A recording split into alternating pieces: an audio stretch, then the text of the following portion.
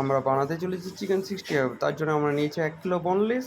আমরা এটা পিস করে কেটে নেবো। এবারে ম্যারিনেশনে যাবো, আদরক রসুন পেস্ট, একটু গ্রিন চিলি, রেড চিলি, এবারে চলে যাচ্ছে একটু সস দিয়ে ম্যারিনেশন করে নেবো।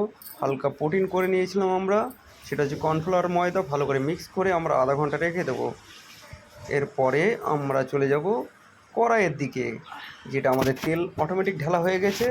তেলটা ঢালার পরে এইবার তেলটা গরম হচ্ছে, খুব জোরে গরম হচ্ছে, হতে হতে হতে আমরা ছেড়ে দিলাম চিকেন 65। আমরা পুরো সারা পরে আমরা আমরা ম্যারিনেশন বানানোর জন্য কান্দা, ক্যাপসিকাম ভালো করে কিউ কাটিং করে নেব।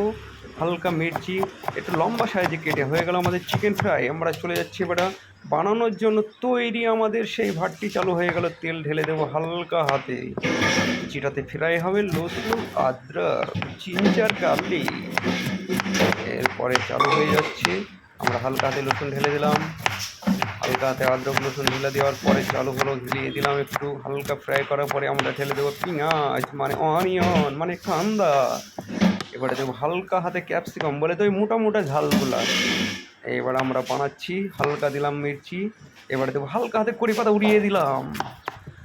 হালকা হাতে উড়িয়ে দেওয়ার পরে আমরা একটু হালকা হাতে হিলি করে নাড়ার পরে আমরা দেবো একটু শুকনো ঝাল, যেটা আমরা সুন্দর করে কাটিং করে নিয়েছিলাম। এর জন্য লাগছে এবার আমরা দিচ্ছি red chilli sauce, green chilli sauce, হালকা হাতে টমেটো সস, যেটা আমাদের খাট্টা মিঠা স্পাইসি আসবে। তারপরে দিলাম সয়া সস, যেটা আমাদের নমক নমক সল্ট আসবে।